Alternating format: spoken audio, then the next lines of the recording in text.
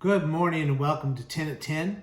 Last week we were in Joshua chapter 1 and we were talking about a mid-year review, a mid-year refocusing, a mid-year understanding. Are we still running the race that God has set before us, or have we allowed things to distract us, to pull us off? And in Joshua chapter 1, we're going to read verse 6, 7, and 8 again. Maybe even go into verse 9.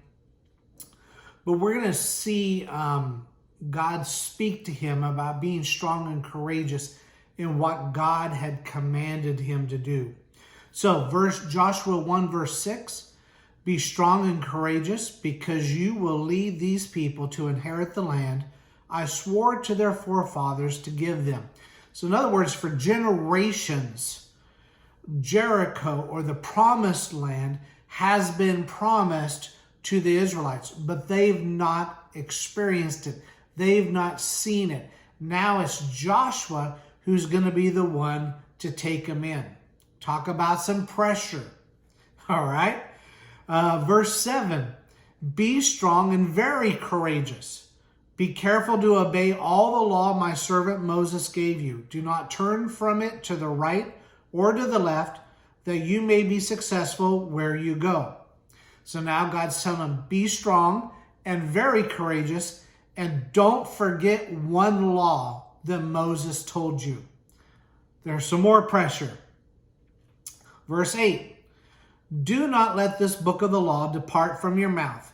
Meditate on it day and night, so that you may be careful to do everything written in it. Then you will be prosperous and successful. So now God's telling them, you better hold on to it. Don't just remember it, but you need to speak it. You need to meditate on it day and night, so that you can be prosperous and successful. A little bit more pressure. Then in verse 9 it says, have I not commanded you? Oh man, so it's not even a suggestion anymore. God's like, I've commanded you. Be strong and courageous. Do not be terrified. Do not be discouraged. For the Lord your God will be with you wherever you go. So I'm going to say that to you. Have I not commanded you? This is God speaking to you right now. Have I not commanded you? Be strong and courageous. Do not be terrified. Do not be discouraged. For the Lord your God will be with you wherever you go. Now, to break this down a little bit and to understand Joshua's week, 2 weeks, month, you need to understand some of the backstory of this. Moses, who's been the leader for 80 years, God has had a private conversation with him, and God speaks to Moses and says, Moses, look over and see Jericho, look over and see the promised land. You can see it, but you can't go into it. And it says that Moses died and God buried Moses, and no one knew where he was at. Okay?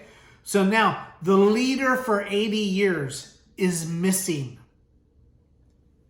Now, Joshua becomes the leader. Not only that, there were 12 tribes, but 2 tribes said they did not want to go into the promised land. They wanted to stay on the other side of the Jordan River. So now we've got a situation where not everyone's going in. There are people already starting to kind of fall out of the destination. Then when they do cross the Jordan, God instructs Joshua to have the priests carry the Ark of the Covenant into the River Jordan.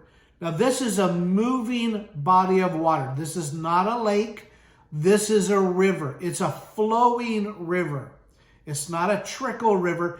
It's a flowing river.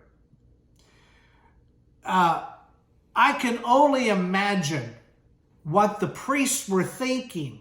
They may not have said it, but they're thinking, what is Joshua thinking about here? As soon as we get in there, we're carrying this heavy ark. We're wearing heavy clothes. We're going to get in there. The current's going to take us. The Ark of the Covenant's going to be lost. And it's going to be a national embarrassment.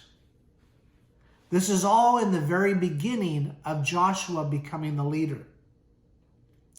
But we know from Scripture, from hindsight, that they go into the river.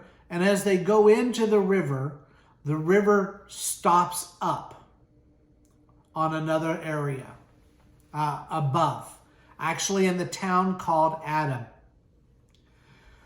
Then all the children of Israel walk across, except for the 2 tribes. The men from those 2 tribes walk across because they have been told they're going to have to do warfare, and then they can come back to their families. But it still is not done. Now, what I'm doing is I'm building us up and understanding that the reason why God is speaking to Joshua to be strong and very courageous is not because there was just 1 or 2 things that had to be done. There were continual things, obstacles that came in front of him, and he had to navigate through those. So I want to encourage you. Now, what I'm going to do now is I'm going to stop, and we're going to pick up on the next 10 at 10, and we're going to finalize all of the things that Joshua, the children of Israel, have gone through and are going to go through even before they get into Jericho. But I want to encourage you with this. Have I not commanded you? Be strong and courageous. Do not be terrified. Do not be discouraged. Man, sometimes there is the thing where we're strong, where we're courageous. We move forward in the time of fear, in the face of fear. But then there are times that we can go and kind of lick our wounds and be discouraged by the fact that no one else is going with us, all of those kind of things. But God is saying, don't even be discouraged. For the Lord your God will be with you everywhere you go. All right. See you at the next 10 at 10. Please join us again.